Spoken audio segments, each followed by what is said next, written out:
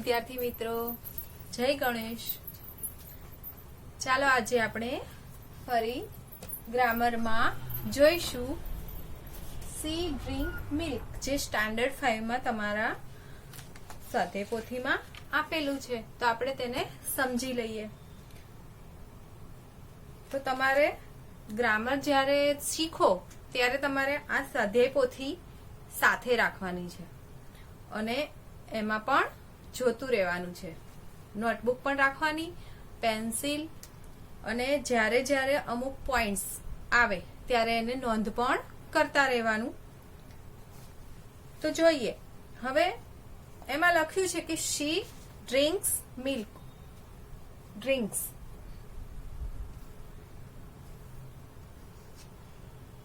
હવે અહીંયા લખ્યું છે શી ડ્રિંક્સ મિલ્ક।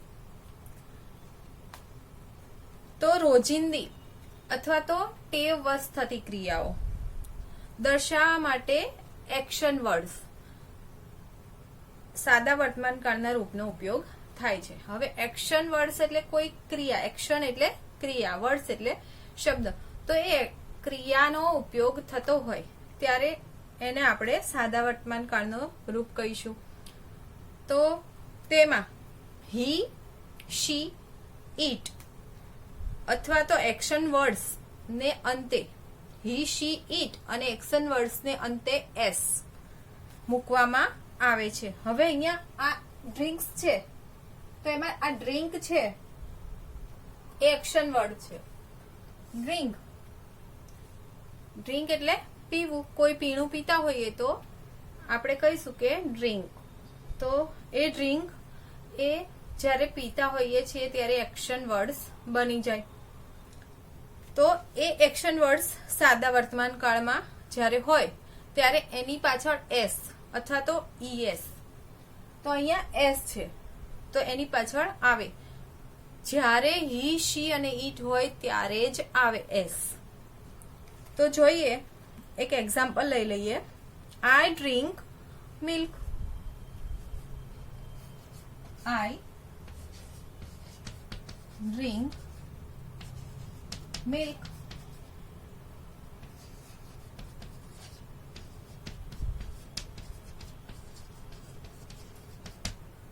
ચલો, આઈ એટલે હું, આઈ ડ્રિંક મિલ્ક, હું દૂધ પીવું છું।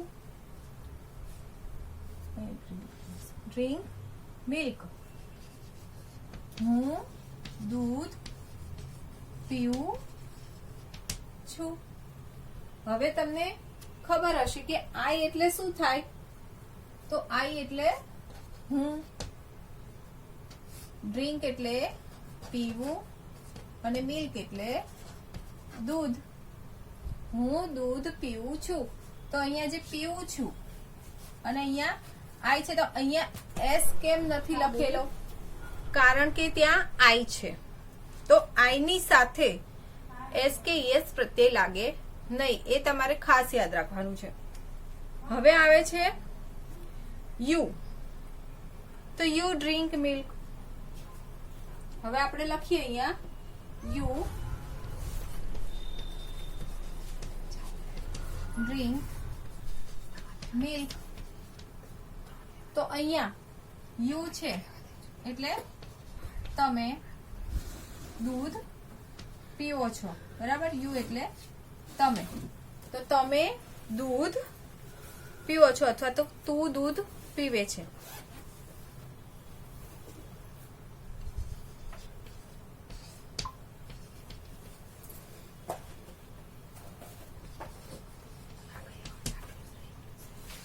તું દૂધ પીવે છે, તો અહીંયા પણ એસ નથી લાગેલો।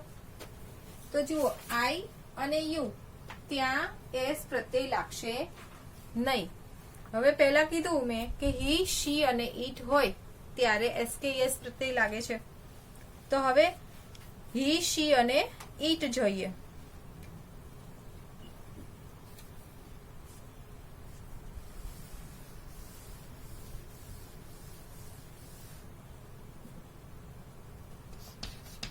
he, she અને ઈટ. હી એટલે તે, શી એટલે તેણી અને ઈટ એટલે તે. હવે હી શી, હી એટલે છોકરો અથવા તો કોઈ પુરુષ માટે હી શબ્દ વપરાય, અને શી એટલે તેણી કે જે કોઈ છોકરી માટે વપરાય, અને ઈટ એટલે તો ઈટ એટલે પણ તે થાય, પણ એ નાન્યતર જાતિ કહેવાય. એટલે કે કોઈ પશુ, પક્ષી કે પ્રાણી જ્યારે હોય ત્યારે ઈટનો આપણે ઉપયોગ કરીએ છીએ. પણ ત્યારે જ્યારે આ ક્રિયાપદ આવે તો એની પાછળ આપણે એસ પ્રત્યય લગાવવાનો છે, એ ખાસ યાદ રાખવાનું. તો એમાં જોઈ લઈએ આપણે કે હી ડ્રિંક મિલ્ક. હવે અહીંયા ખાલી ડ્રિંક નહીં આવે, પણ ત્યાં શું લાગશે? એસ પ્રત્યય લાગશે.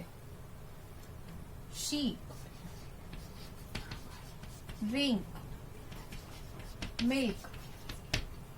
તો અહીંયા શું લાગશે? શી છે એટલે અહીંયા એસ પ્રત્યય લાગશે. અને ઈટ ડ્રિંક મિલ્ક, તો અહીંયા પણ એસ પ્રત્યય લાગશે. કેમ? કારણ કે અહીંયા હી છે, શી છે અને ઈટ છે. જ્યારે આપણે આઈ અને યુ માં એસ પ્રત્યય નહીં લાગે. હી તે દૂધ પીવે છે, તેણી દૂધ પીવે છે અને તે દૂધ પીવે છે. તો આમાં દૂધ પીવાની ક્રિયા છે, એટલા માટે આ જ્યારે નાન્યતર જાતિ હોય, કોઈ પણ પ્રાણી હોઈ શકે, પહેલો અક્ષર હંમેશા કેપિટલ આવશે. આમાં આ અક્ષર હંમેશા કેપિટલ કરવાનો. જ્યારે વાક્ય બની જાય ત્યારે પહેલો અક્ષર શું આવે? કેપિટલ આવે. હવે કોઈ બીજું એક્ઝામ્પલ લઈએ તો રીડ. રીડ એટલે પણ એક્શન વર્ડ થયું. તો રીડ એટલે વાંચવું. તો આઈ રીડ બુક. તો એમાં પણ આપણે આઈ વખતે રીડ્સ નહીં કરીએ, રીડ રાખીશું.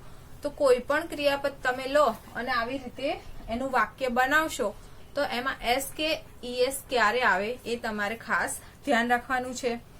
હવે ઈએસ ક્યારે આવે? એસ ની તો ખ્યાલ આવી ગયો કે એસ હી શીટ હોય ત્યારે મુકાય, પણ ઈએસ ક્યારે આવે? તો જ્યારે કોઈ વર્ડ્સ, એક્શન વર્ડ્સ ની પાછળ ડબલ એસ,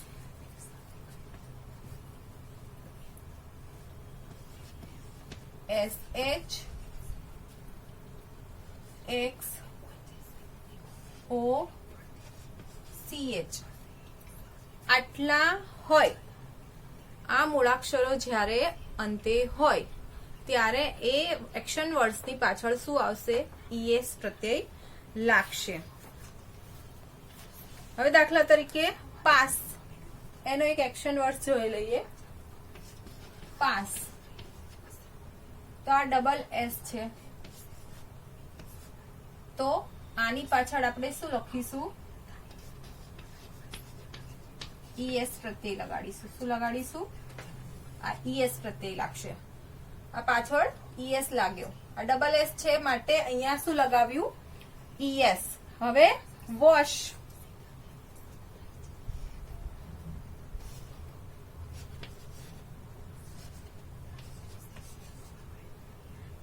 હવે આ એસએચ છે તો અહીંયા પણ આપણે શું પર પ્રત્યય લાગશે? અહીંયા ઈ એસ. હવે ગો છે તો અહીંયા ઓ છે, તો એનું શું બની જશે?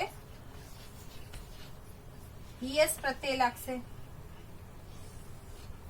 જોયું વિદ્યાર્થી મિત્રો? જે પણ અક્ષર, જે પણ મૂળાક્ષર હોય પાછળ જો ડબલ એસ હોય, એસએચ હોય, એક્સ હોય, ઓ હોય કે સીએચ હોય તો ત્યારે તમારે એ શબ્દની પાછળ ઈએસ મૂકવાનો રહેશે. આ રીતે શબ્દ બની જશે.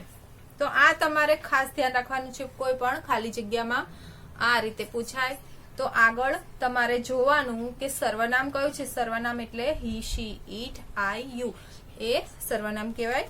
તો એમાં તમારે આઈ હોય તો એસ નથી લખવાનો કે એસ પણ નથી લખવાનો, પણ આ વાત તમારે ખાસ ધ્યાન રાખવાની રહેશે.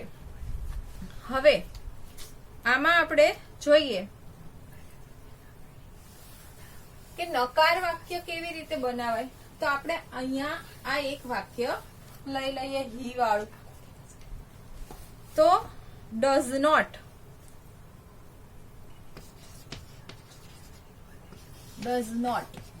અને ડુ નોટ, આ બંનેનો ઉપયોગ આમાં નકાર કેવી રીતે બને તો એ આપણે જોઈએ. જ્યારે ડુ અને ડઝ મૂકીએ છીએ તો આઈ અને યુ, જ્યારે આઈ અને યુ હોય તો ત્યારે આપણે શું લખીએ છીએ? Do not. હી, શી અને ઈટ હોય તો ત્યારે આપણે ડઝ નોટ નો ઉપયોગ કરીએ છીએ. એટલે કે આઈ અને યુ હોય ત્યારે આ એક્શન વર્ડ્સ હોય ત્યારે એના નકાર વાક્યમાં ડુ નોટ, અને હી, શી, ઈટ હોય ત્યારે ડઝ નોટ નો યુઝ થાય છે. તો એ તમારે ખાસ ધ્યાન રાખવાનું છે કે ડઝ નોટ અને ડુ નોટ. તો I do not like milk, અથવા તો he does not drink milk. ચાલો આમાં શું ફેરફાર થયો? તો જુઓ, જ્યારે આનું નકાર બને છે ત્યારે જે ક્રિયાપદ છે એ મૂળ જ આવે છે, અને અહીંયા જ્યારે ડઝ છે એટલે અહીંયા ઈએસ લખ્યું એટલે અહીંયા આપણે એસ કે ઈએસ કોઈ પણ પ્રત્યય લાગશે નહીં. એ તમારે ખાસ ધ્યાન રાખવાનું છે. જ્યારે આઈ વાળું વાક્ય હોય ત્યારે I do not drink milk. તો આ તમારે ખાસ યાદ રાખવાનું છે કે જ્યારે આઈ અને યુ હોય ત્યારે ડુ નોટ નો ઉપયોગ કરવાનો છે. જ્યારે એનો જવાબ આપીએ ત્યારે અથવા તો વાક્ય બનાવીએ ત્યારે. તો મને દૂધ ભાવતું નથી, મને દૂધ ભાવતું નથી, તેને દૂધ ભાવતું નથી. તો આનો અર્થ એ થાય છે. એટલે કે I do not drink milk અને he, she does not drink milk. ખાસ ધ્યાન રાખજો કે અહીંયા જ્યારે ડઝ ઉમેરાય ત્યારે આ જે ડ્રિંક્સ છે એ અહીંયા ડ્રિંક છે તો અહીંયા પાછળ એસ લગાવીશું નહીં. એ તમારે ખાસ ધ્યાન રાખવાનું છે.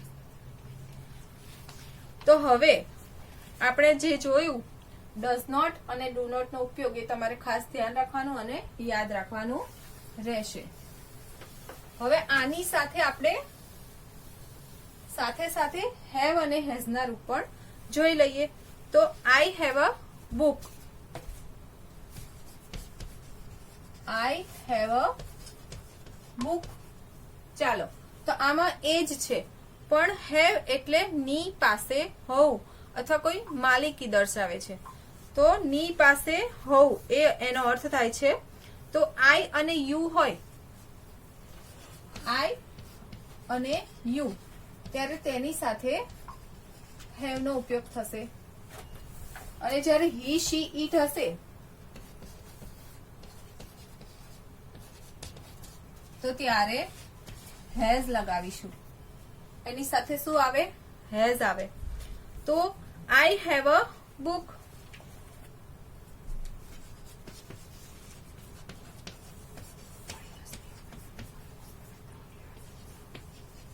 You have a book.